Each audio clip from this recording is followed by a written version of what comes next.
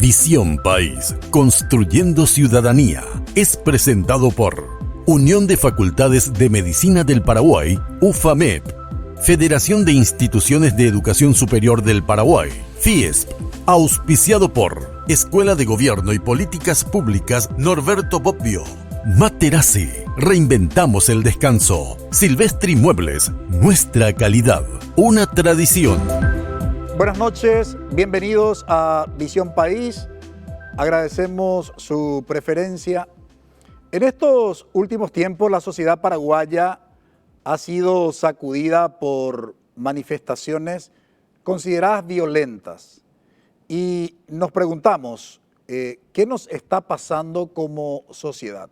A juzgar por los hinchas de clubes, a juzgar por la violencia intrafamiliar en estos últimos tiempos, ha aumentado dichas denuncias y a juzgar también lo que acontece en el predio de las instituciones educativas.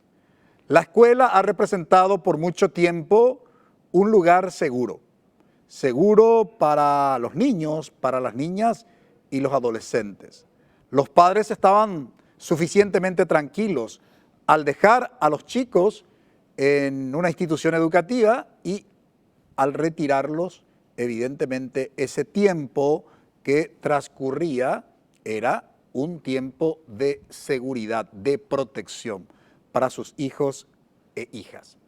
En estos últimos tiempos, la escuela dejó de ser un lugar seguro, porque en el predio de las instituciones educativas acontecen hechos violentos.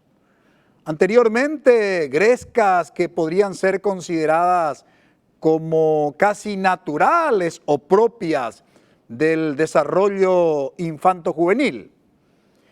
Pero en estos últimos tiempos se fue agravando esos hechos violentos y un tema del que vamos a ocuparnos hoy en Visión País, en el predio de las instituciones educativas, en los sanitarios de los colegios, de las escuelas, niños están siendo abusados sexualmente por adolescentes. ¿Qué nos está pasando como sociedad? ¿Qué nos está pasando como familia?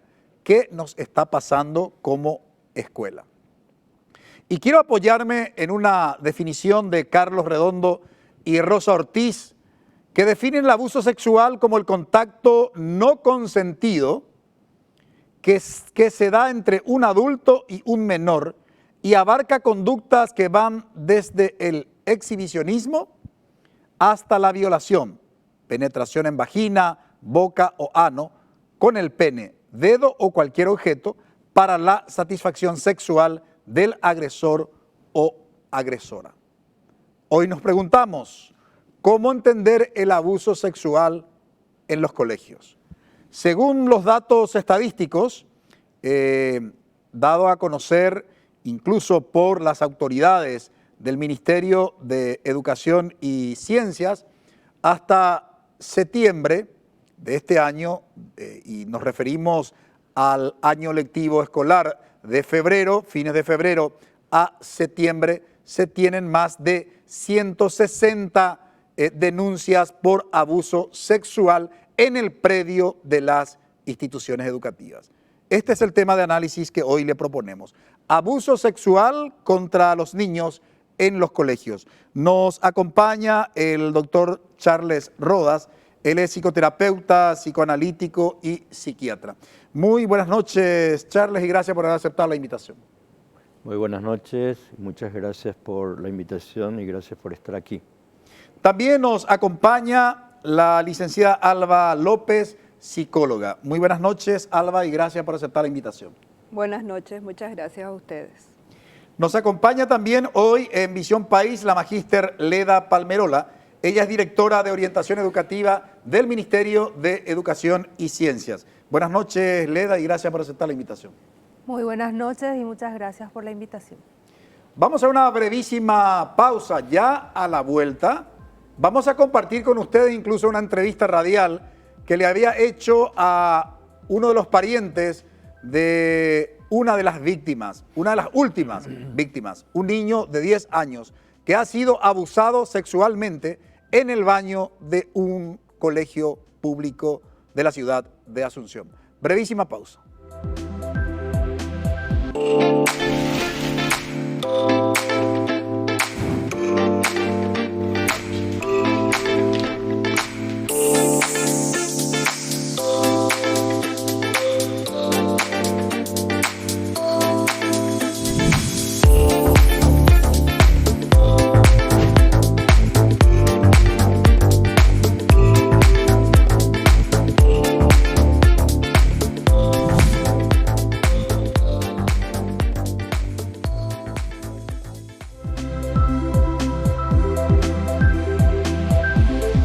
Abuso sexual contra los niños en los colegios es el tema de análisis hoy en Visión País. En el mes de mayo de este año ha sido noticia el abuso sexual de un niño de 6 años en el sanitario, digo bien, de un colegio del distrito de Lambaré, un colegio de clase media alta, o si ustedes quieren, una clase alta. Ese abuso contra el niño de 6 años fue protagonizado por un adolescente de entre 13 a 14 años, según la denuncia. El dato más reciente es de la semana pasada, el día miércoles, donde prácticamente, casi como una reconstrucción de los hechos, un niño de 10 años fue abusado por un adolescente también en el sanitario del colegio. Decía en el bloque anterior qué nos está pasando como sociedad. Queremos conocer algunos detalles del caso del último abuso del niño de 10 años por parte de un adolescente. Le hice una entrevista a uno de los familiares justamente del niño abusado. Breve, pero hay elementos que nos van a aportar en la entrevista para intentar comprender qué es lo que está pasando hoy en el contexto de las instituciones educativas. Estamos en comunicación con uno de los familiares justamente de este chico, ¿verdad?, cuya denuncia de supuesto abuso sexual aconteció en el predio de una institución educativa. Muy buenos días y agradecemos que pudiéramos comunicarnos y escuchar de su propia voz, experiencia, lo que aconteció. Francisco Jiménez te saluda. Hola, buen día. Buenos días. ¿Podrías comentarnos, por supuesto sin entrar en detalles, detalles de nombre, ¿verdad? Primero porque está en pleno proceso de investigación fiscal, por otro lado porque queremos ser respetuosos también de las disposiciones legales como para no revictimizar, digamos. ¿Es su pariente el alumno que fue víctima? Sí, mi hermanito Es tu hermanito, ya, perfecto, sí, tu hermanito. Bien, entonces estamos en contacto con la hermana. Por una cuestión simplemente de investigación tenemos que hablar de supuesta víctima. Queremos que nos comentes qué es lo que pasó y cómo pasó. Y a mi mamá se va a buscarle a mi hermanito a las 3 de la tarde de su escuela. Él se va en el turno tarde. No, él se va a la mañana y es doble escolaridad la escuela. Ya, perfecto. ¿Es una escuela pública? Sí, es una escuela perfecto. pública y tiene doble escolaridad. Y recién mi mamá se entera a las 3 de la tarde cuando ella se va y le busca a mi hermanito, porque él no le contó a la profe, no le contó a nadie. Y tampoco nadie le preguntó qué le pasaba ni cómo se sentía. Y después mi mamá se va y le busca y ella le trae y él viene corriendo luego viene de la escuela y entró en mi casa, directo en mi casa, Y ahí se quedó, y ahí mi mamá le preguntaba qué le estaba pasando. Y él le dice que se sentía mal porque se cayó. Mi mamá le dijo, no te vas a sentir mal por eso. Quiero que me digas qué fue lo que te pasó, le dijo mi mamá. Y no, nada, le decía. Y hasta que después lloró y la abrazó a mi mamá y ahí le contó lo que le pasó. O sea que en la escuela tu hermano no le contó ni a la profesora ni a ninguna otra autoridad educativa lo que aconteció. No, a nadie no le contó porque él venía sufriéndolo bullying de parte de ellos. Porque viste que él es gordito y es un poco grande y por eso le hinchaban también ahí la gente. Y él no le iba a contar a las profes eso porque las profes mismos no le hacían caso. La profe misma se reía cuando a él le decían eso y nosotros nos íbamos y ellas se callaban más de nosotros. No nos decía nada, no nos daba una solución tampoco. Y él se fue, la profe le mandó a un alumno otra vez, a una criatura le mandó en el baño para ver por qué mi hermanito estaba tardando. Y por qué ella no se levantó y no se fue en el baño a ver por qué él estaba tardando. Y se quedó ahí sentada como sin nada y después mi hermanito se va en su clase y él está ahí sentado, quietito, no hace nada y la profe tampoco fue capaz de preguntarle, ¿qué te pasa? ¿Te sentís bien? Nada, no le preguntó y él se quedó ahí aguantando el dolor hasta las 3 de la tarde. ¿Ustedes le hicieron un examen médico a su hermano? Todito le hicimos, todito. Y tampoco no fue que se le asistió enseguida, porque vino, nosotros le llamamos a la directora y le dijimos, quiero hablar contigo. Ella vino acá en casa, le contamos lo que pasó y ella, en vez de venir, vamos en el hospital, ella dijo, vamos a la escuela para que le reconozca a turno tarde. Y eso está mal, ella no tenía que haber hecho eso y nosotros también nos quedamos así porque todos prácticamente estábamos así en shock, vamos a decirle, estábamos mal y nosotros también agarramos y le llevamos también en la escuela y ahí ella entre el director de la tarde le metieron en una aula y para que él le reconozca al que le hizo eso. Y como vos estando así en ese te dolía, estaba mal él, o te vas a ir y le vas a reconocer al que te hizo eso en ese momento en shock que él estaba. Y eso fue lo que ella también hizo mal. En concreto, entonces, a juzgar por tu relato, no se activaron los famosos protocolos establecidos y exigidos por el Ministerio de Educación a las instituciones educativas en situaciones de este tipo. No, nada, ella no vino acá y después estaba ahí.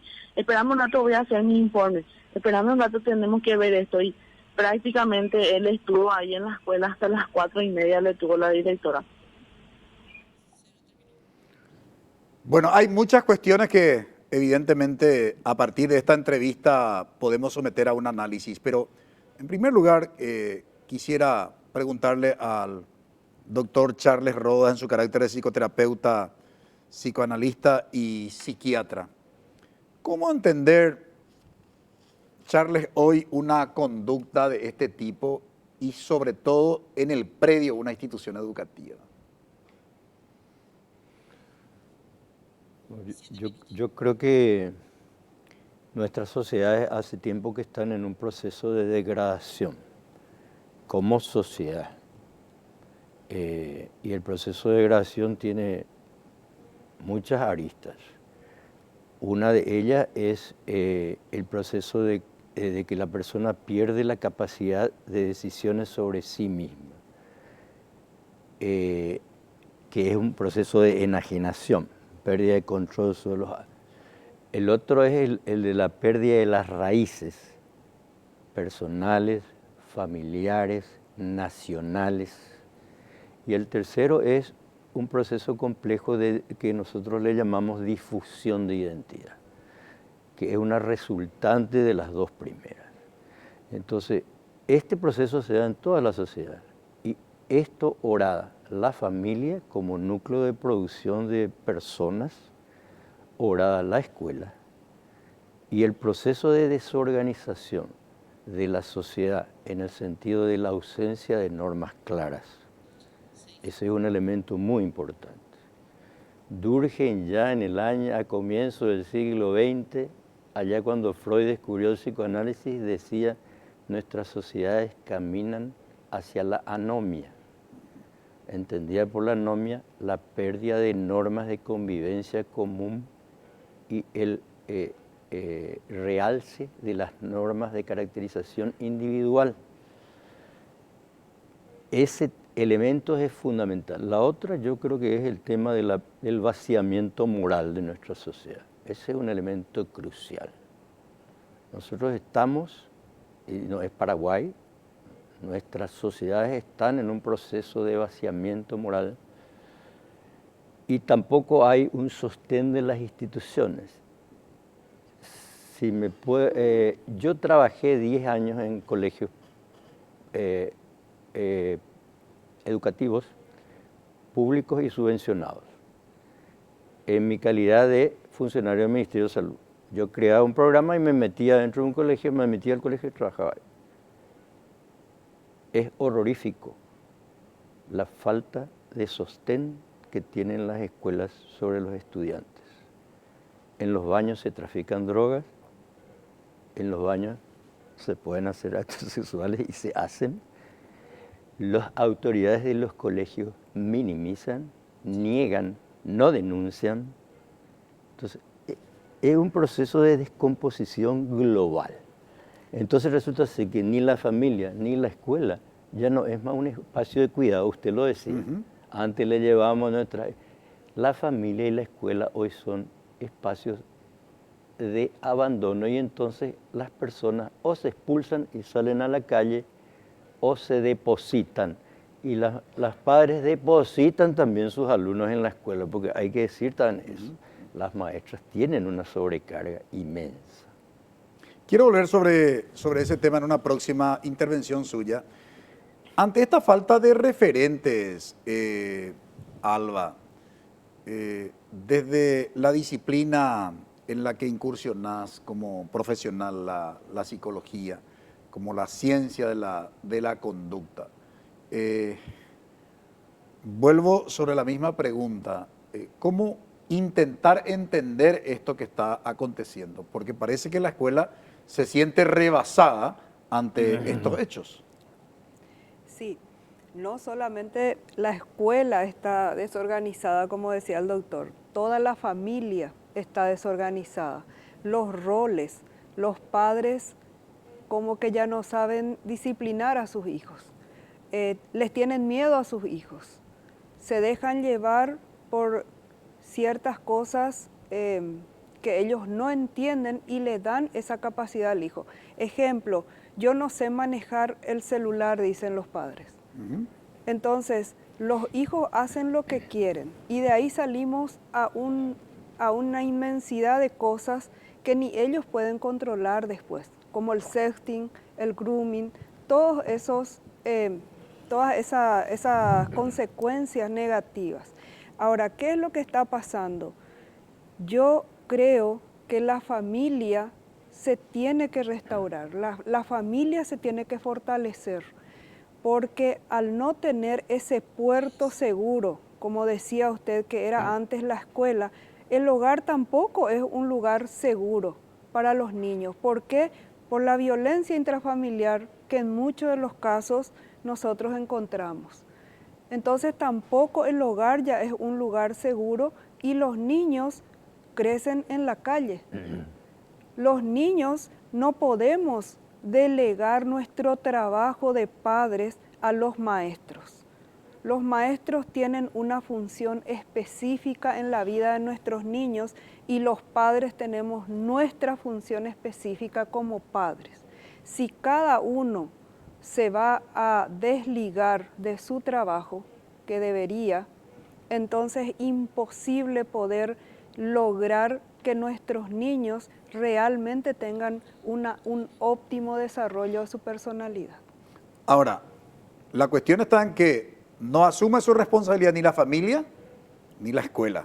Sí. Entonces, ante esta perplejidad, y quiero volver sobre eso en su próxima intervención, en lo que hace ahora, quiero focalizar mi mirada en lo que hace propiamente al tema educativo.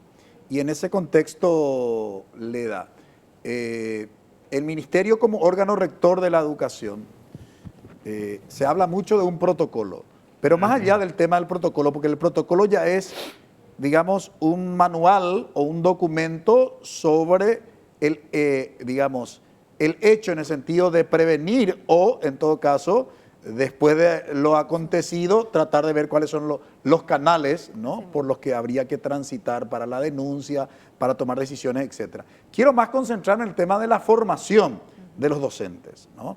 En términos de política educativa, ¿cuál es la propuesta del Ministerio de Educación ante este tipo de situaciones? Bueno, nuestra propuesta como mi ente rector de la educación siempre es la protección de los niños, niñas y adolescentes, brindarle, la escuela, como tenemos concebido, es el lugar seguro, debería ser el lugar seguro donde más derechos se les debe cumplir a todos los estudiantes. De hecho, que esa es nuestra visión, nuestra misión, ¿verdad? A lo largo de la vida para todos los estudiantes de los 0 años hasta los adultos, ¿verdad? Ciertamente contamos con varias normativas que hacen a lo que es la protección y a la promoción de los derechos de los niños y adolescentes. En ese sentido, la institución educativa tiene herramientas, vamos a decir, que le orientan a cómo resguardar de estas situaciones. La formación, la formación de los docentes ahora ya tendríamos que estar hablando de una actualización propiamente de cada uno de ellos, y en los cuales nosotros también estamos ofreciendo herramientas para que ellos puedan ir actualizándose en estas nuevas situaciones que se van presentando, cómo es el abordaje integral a la cual deben responder, aparte de lo que es el protocolo, la cultura de la prevención, la cultura preventiva, la cultura de la paz. Tenemos todas las herramientas necesarias como para poder instalarlo eso en la institución educativa. Pero parece que llegamos, hasta que no sucede, estamos llegando tarde. Entonces, volver otra vez a trabajar desde el currículo nacional, tenemos en forma transversal todo lo que tenga que ver con valores. Podemos trabajar todas las habilidades para la vida, podemos trabajar todo lo que sea una cultura de paz. Está instalado dentro de toda la currículum nacional en todos los niveles educativos. Entonces, esa es la matrix del docente. El docente puede tomarlo eso y iniciar procesos de proyectos institucionales para poder, y tenemos experiencias muy válidas también en varios departamentos donde todas las comunidades se plegaron para una cultura de paz, en contra del acoso escolar, en contra del abuso sexual, en contra de la violencia en sí. O sea que esa es una cuestión de poder revisar internamente a nuestra institución cómo estamos, cuáles son las normativas legales que nos respaldan como docentes y poder llevarlo a cabo. Y por supuesto que nosotros desde el nivel central van a tener nuestro apoyo plenamente.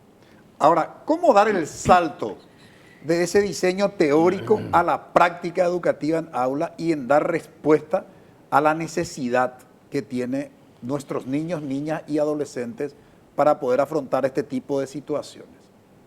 Esto no es una cuestión menor. Hoy tenemos una realidad, en el diseño teórico está contemplado, pero por otro lado tenemos una realidad que niega todo lo que básicamente se plantea en una política curricular. ¿Qué hacer? Padres desorientados, escuela desorientada, sociedad desorientada. ¿Hay alguna brújula? ¿Cuál es la solución? De eso estaremos hablando en los próximos bloques. It's gonna be alright.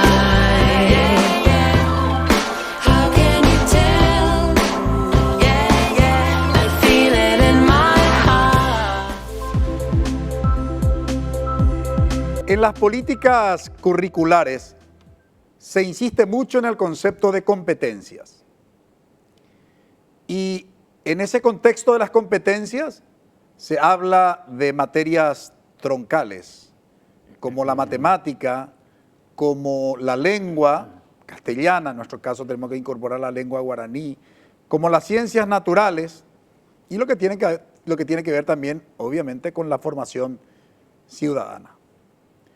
Pero en estos últimos tiempos o décadas se ha dejado de hablar de los fines de la educación, de la dimensión axiológica de los valores. Y esto me recuerda a la expresión de uno de los sociólogos más influyentes de las primeras décadas del siglo XX, Teodor Adorno, sociólogo y filósofo, que refiriéndose a uno de los escenarios de la Segunda Guerra Mundial, concretamente focalizaba su mirada como una persona de origen judío, decía: la exigencia de que Auschwitz no se repita es la primera de todas para la educación. ¿Qué quería decirnos Teodor Adorno con esta expresión? La dimensión antropológica de la educación, ¿no? Que la educación finalmente tiene como principal finalidad, más allá de las competencias en matemática, en ciencias, en lengua, en formación ciudadana, la humanidad, formar seres humanos. Como bien después repite también el sociólogo francés Pierre Bourdieu, cuando dice: la escuela es la fábrica de los seres humanos. Ahí es donde se fabrican los seres humanos. Y esto es lo que estamos perdiendo, y en su primera intervención muy bien lo señaló justamente el doctor Rodas. En este contexto del tema de la humanidad, la escuela como formadora, digamos, de un ser humano, se ha perdido, y muy bien usted señaló, a partir de su experiencia muy cercana en las instituciones educativas, de Paraguay. Entonces, la salida, Charles, ¿cuál es? Yo creo que como el panorama es tan desolador, yo creo que la salida tiene que ser medio creativa, digamos. Ajá. Y yo creo que un elemento importante de eso es el sinceramiento. Si nosotros no nos sinceramos como individuos, si no nos sinceramos como colectivo familiar, si no nos sinceramos como institución educativa, como país,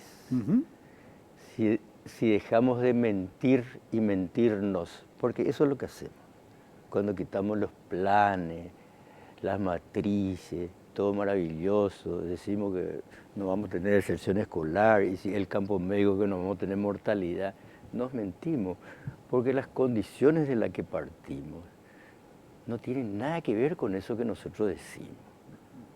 Si estamos hablando del plano educativo, yo creo que el funcionario más maltratado nuestro y en cualquier país es el docente. Mal pagado, excesivamente abusado en tareas administrativas que no tienen nada que ver con la pedagogía. Pasa igual en el campo médico, porque eso es algo que tiene que ver con la economía de mercado. Todo se pasa bajo el filtro de la economía, entonces cada vez nosotros tenemos que tomar más funciones de características administrativas siendo profesionales y dejando lo que tenemos que hacer. Los maestros enseñar, nosotros atender, etcétera, etcétera, etcétera. Yo creo que el sinceramiento es algo esencial. Pero el panorama es desolador. ¿Y por qué digo que es desolador? Porque todo este empuje es de cómo funciona la sociedad. La sociedad funciona así. La sociedad cada vez nos aleja más. Freud decía que había tres cosas que nos hacían sentir mal. Una era de que nosotros somos seres de caducidad, de que nos morimos, somos seres enfrentados a la muerte. El otro era que la naturaleza era más fuerte que nosotros y más organizada. Y el tercero era que nosotros éramos incapaces de vivir en acuerdo entre nosotros mismos. Y yo creo que en este momento, hoy en día, nosotros estamos destruyendo la naturaleza, estamos tratando de revertir el elemento natural del ser humano, modificando y toqueteando el genoma e influyendo sobre la manera de pensar sobre la gente en forma desmedida. Entonces, cuando una sociedad va contra la naturaleza no humana o contra la naturaleza humana, se está gestando la autodestrucción. Entonces yo creo que un principio esencial es que nos sinceremos, que dejemos de mentir, que digamos cómo son las cosas y que a partir de ahí sí podamos hacer algo. En ese sentido, ¿cómo habría que resignificar el concepto de familia y cómo tendríamos que entender la necesidad de la vigencia de los valores? Bueno, ¿cómo resignificar la familia? La familia, una familia tradicional está constituida por padre, madre, hijos.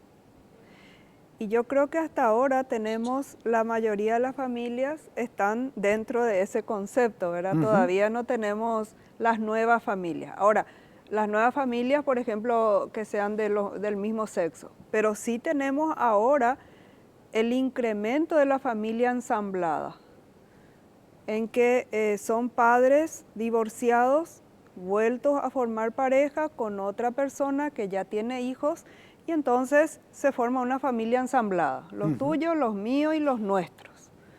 Y ahí es donde se necesita esa madurez de los padres para saber manejar, porque también se nota en los padres mucha inmadurez. No tienen esa capacidad para poder, y yo creo que en eso también, lo que decía el doctor, falta esa sinceridad, ese poder decirle a la gente lo que realmente es y con el nombre correcto. Porque pasamos a que queremos que nuestra nueva pareja sea la mamá o el papá, o hay esos conflictos entre los padres que muy poco favor le hace a los niños. Los hijos, generalmente los hijos de matrimonios anteriores son chicos que están como sin rumbo muchas veces, no en todas las ocasiones. Hay madres, hay padres muy responsables, pero también hay aquellos que sus hijos están en un segundo plano. O sea, se dan esa más importancia al derecho que tienen a rehacer su vida y a la nueva familia, y dejan un poco de lado a los hijos que tuvieron con otras parejas, ¿verdad?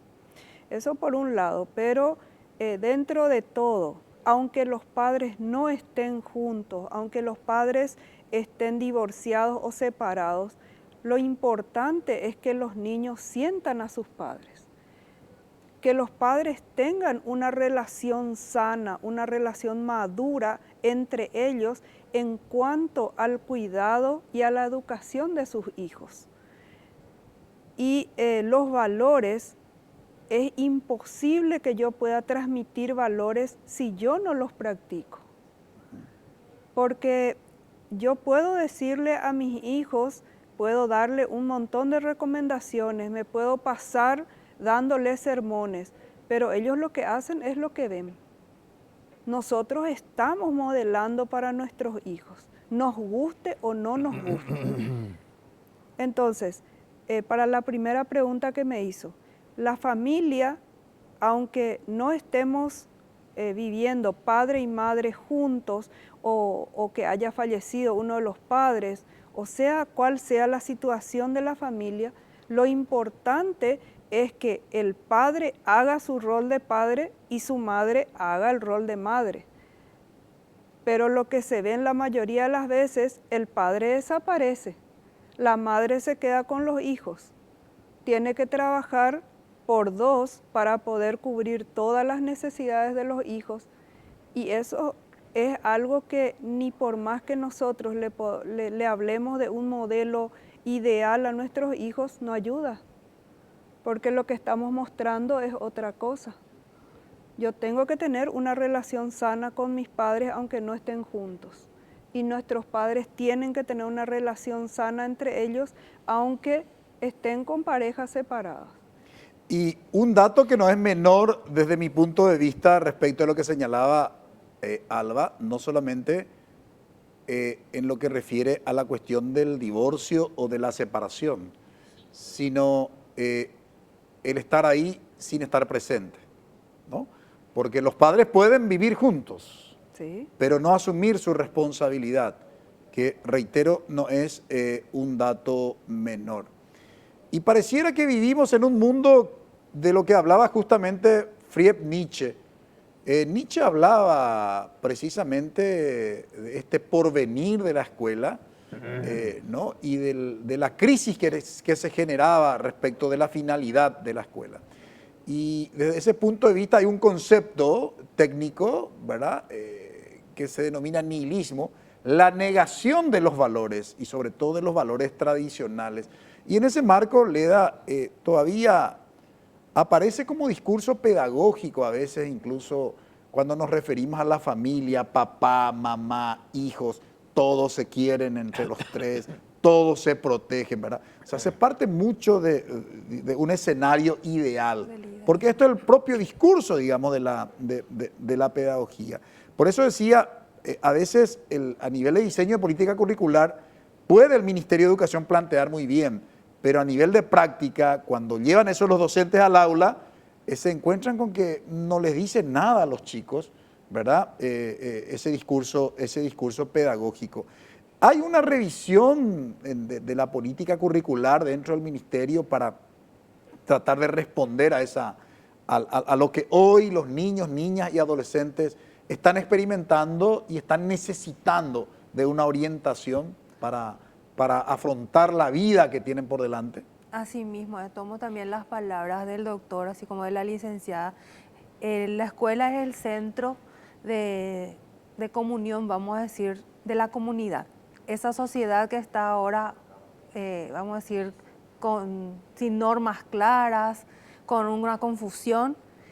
Bueno, ahí están la familia, están los hijos. Esa familia es la que confluye dentro de una institución educativa.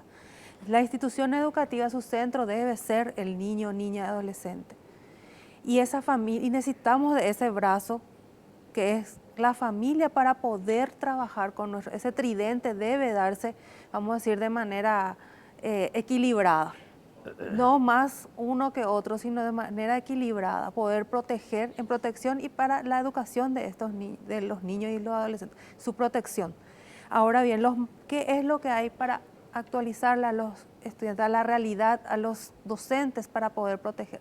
También nosotros estamos trabajando y en la plataforma del Ministerio de Educación pueden acceder, tenemos materiales pedagógicos y didácticos para trabajar estas situaciones de manera pedagógica en aula, donde los docentes pueden tomar estos materiales y hacerlos vivenciar en sus instituciones.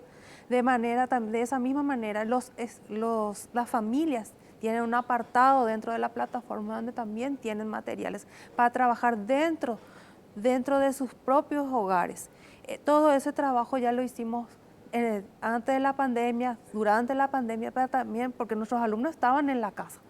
Entonces, mucho tiempo nosotros también estuvimos sin tener ese acercamiento con ellos y eran los padres los que estaban haciéndose cargo también a la par de nosotros de su educación. Entonces tendríamos que hacerle llegar a ellos también esas herramientas de cómo trabajar con ellas, esas habilidades o esas competencias que se deberían de lograr en esos años que no estuvieron presencialmente en las instituciones educativas. Ahora nosotros volvemos a las instituciones educativas en forma presencial después de prácticamente 2 años y tenemos una realidad totalmente diferente, donde tendrían que estar totalmente seguros en sus hogares. Ellos vivenciaron muchas otras cosas que no eran apropiados para su vida. ¿Qué hacen ellos?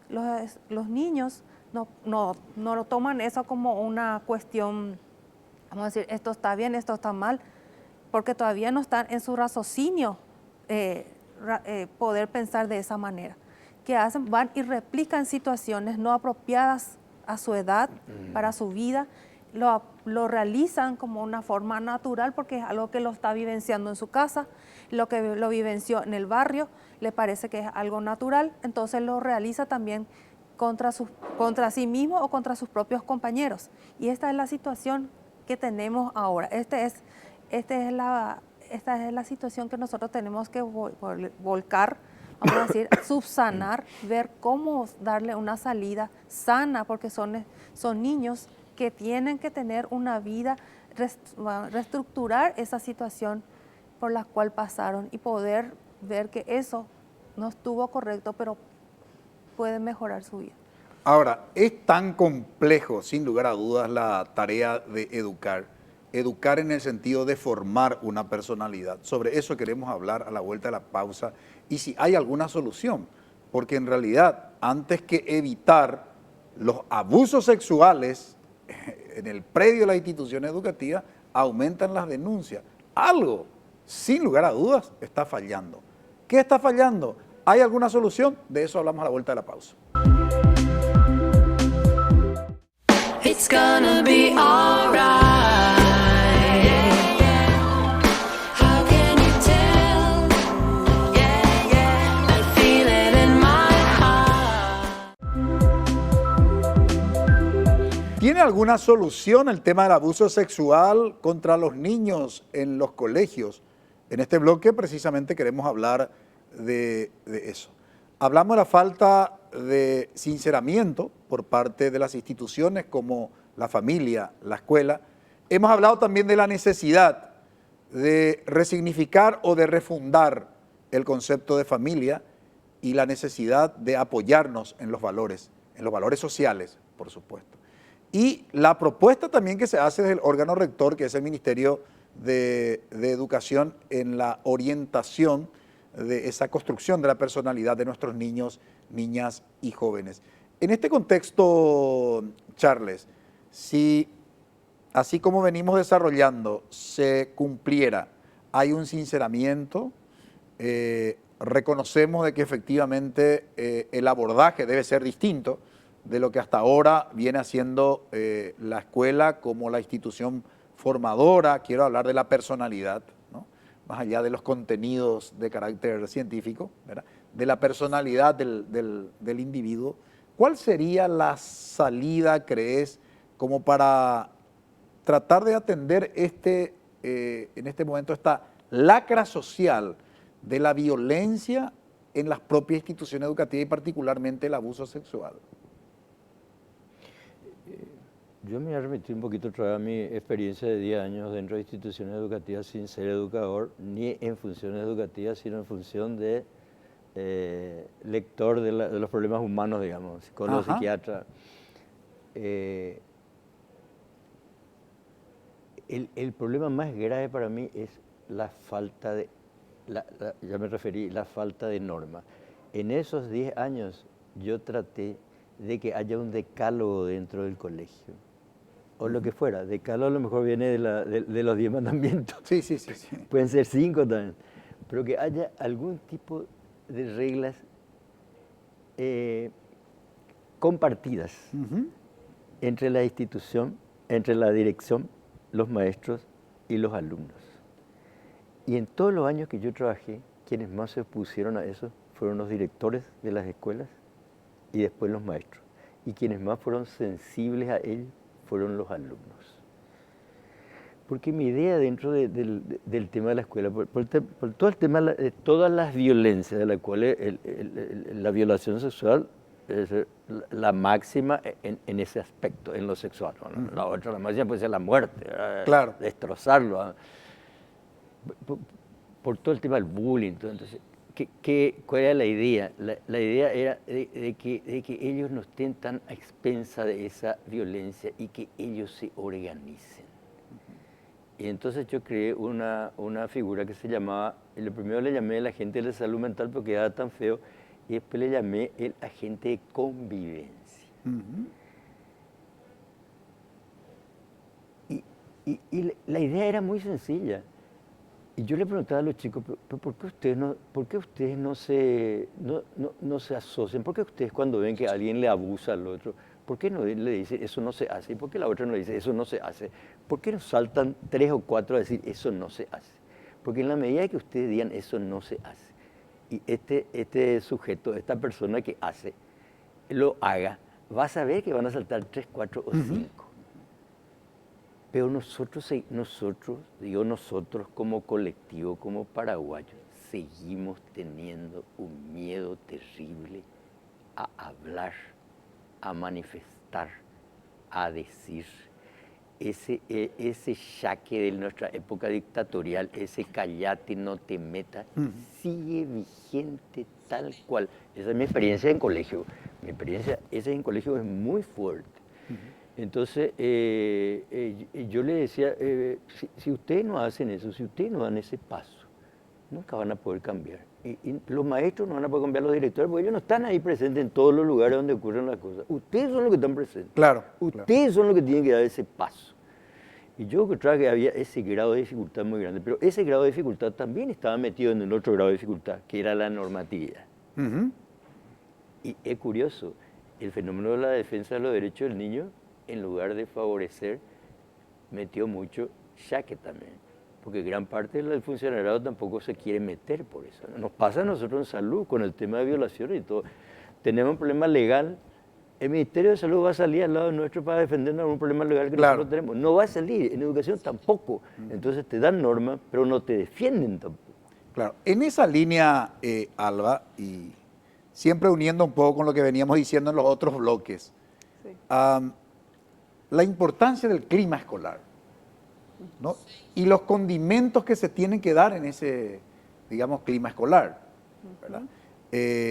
Las reglas de convivencia, ¿verdad? Porque a veces hay una regla de convivencia para el aula, pero no hay una regla de convivencia para el resto de lo que conforma la institución escolar, ¿verdad? O por fuera del predio incluso de la institución educativa, digamos, ¿verdad? Sí. O sea, parece como que lo escolar solo se remite al aula, digamos.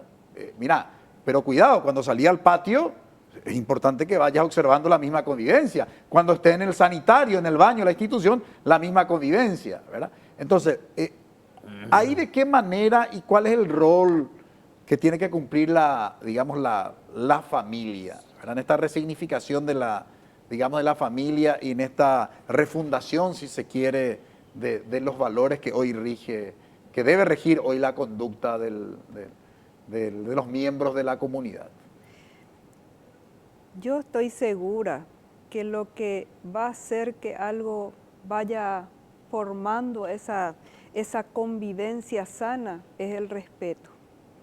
Porque el respeto es algo que no se puede negociar. Y el respeto es un derecho que tenemos todos.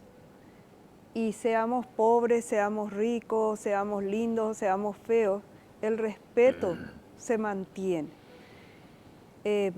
Creo que mucho de esto viene también por la sociedad consumista en que vivimos, en que mismo desde la familia ellos van aprendiendo a qué le damos valor y a qué no le damos valor. Porque en la casa decimos cosas que los niños escuchan. Y eso que ellos escuchan, ellos van a generalizar. Entonces es como que si yo digo, tu maestra es una loca porque pidió esto, entonces para mí no, me pierde autoridad la maestra. Si yo respeto a alguien por lo material que posee, entonces obviamente que para mí va a ser como inferior a aquel que no tenga algo lindo, ¿verdad? Por eso creo que para poder resignificar, para poder refundar todo esto, no solamente como familia, como individuo, como familia, como grupo, como comunidad, como sociedad, debe haber sí o sí el respeto y el compromiso. Porque lo que también afecta muchísimo es la falta de compromiso. Y en esto tengo que decir a favor de las instituciones educativas que muchas veces son ellos quienes se percatan de lo que pasa en una familia. Porque son ellos quienes se dan cuenta que los padres no asisten a las reuniones, que los niños no están teniendo una supervisión, que los niños vienen sucios, vienen vestidos inapropiadamente, porque claro, están viniendo con un calor terrible, ellos vienen con mangas largas porque tienen que ocultar las lesiones. Entonces, muchas veces también son los maestros, los docentes quienes apoyan en ese sentido. Ahora, yo creo que no pueden estar en todos lados en un periodo de clases, en un turno, no pueden estar en todos lados. Ponen cámaras, sabemos que los colegios ahora tienen cámaras y todo eso, pero no hay una supervisión que va a alcanzar para evitar que esto se siga dando si nos formamos a cada individuo con valores que no dejen de lado, por supuesto, el respeto y el compromiso. Con eso quiero cerrar su participación, Alba. Finalmente, el Ministerio, ante la suma de abusos, ¿hay un replanteamiento en su propuesta? Sí. Porque algo está fallando.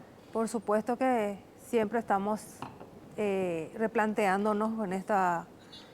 nada es lineal, ¿verdad? Todo es una cuestión de que tenemos que ir ajustando siempre. Tomo también las palabras del doctor y la licenciada nuevamente con respecto a las normas de convivencia. Eso es un documento de tenencia obligatoria en las instituciones educativas. Los docentes, familia, estudiantes deben trabajar juntos esa normativa y poder tenerlo de acuerdo a cómo quieren relacionarse en esa institución, cómo quieren protegerse, cómo quieren que sea realmente en forma, vamos a decir, armónica, se desarrolle en esa institución la educación. Por otro lado, tenemos que saber que la institución sola no va a poder resolver estas situaciones. Si bien, como decíamos, de cada familia van a la institución educativa, tenemos de diferentes tipos de familias en un mismo lugar, diferentes situaciones que resolver, entonces la escuela sola no va a poder. La comunidad educativa entera se tiene que volcar a la institución y todos los organismos, ya sea de salud, de justicia, que tengan que ver con resguardar y proteger a los niños y niñas, deben estar ahí fuertemente con el compromiso de poder darle a estos niños y niñas un futuro mejor, un presente mejor y un futuro mejor. Sobre todo hablar también de la cuestión de la seguridad. La seguridad dentro de la institución educativa también debe ser revista en los lugares seguros, los lugares inseguros, iluminar, ver personas que puedan rotar. Son cuestiones que tienen que irse revisando al interior de cada institución educativa de acuerdo al contexto, a la estructura misma de esa institución, de manera de darle ese lugar seguro, devolverle ese lugar seguro a ese niño, esa niña donde va a estudiar, donde todos sus derechos deben ser cumplidos. Lastimosamente se me fue el tiempo, pero queda clarísima la reflexión y el análisis de mis invitados. Muchísimas gracias, doctor, por colaborar con nosotros. Gracias a usted. Ya, muchas gracias, licenciada. A Muy amable. ustedes. Muchas gracias, directora, por colaborar con nosotros. Muchas gracias por la invitación. Ya. Brevísima pausa. A la vuelta presentamos nuestra conclusión. NPI se renueva y te presenta NPI Ahora. Les vamos a contar lo que está sucediendo ahora. Eso que necesitas saber. Carolina Arévalo, Fito Cabral y Juan Carlos Vareiro te mantienen al pendiente minuto a minuto Nos conectamos con vos. de todo el desarrollo de los acontecimientos del país y el mundo. Con NPI ahora estar permanentemente en contacto con lo que va ocurriendo. NPI Ahora. Lunes a viernes a las 9. NPI nos conecta siempre. Abuso sexual contra los niños en los colegios. ¿Hay alguna solución? Claro que hay una solución, según lo que manifestaron los invitados hoy en el programa Visión País. En primer lugar, necesitamos resignificar los valores. Y para resignificar los valores, habría que tomar como punto de referencia los valores sociales, lo que hoy experimentan los niños, niñas y jóvenes, y responder precisamente a esa experiencia social que tienen. Por otro lado, hay que resignificar el concepto de familia. Sin la familia como institución social, poco o nada puede hacer la escuela. Y por otro lado, hacer también una revisión de la actual práctica educativa en lo que hace a la formación de los valores de nuestros niños, niñas y adolescentes.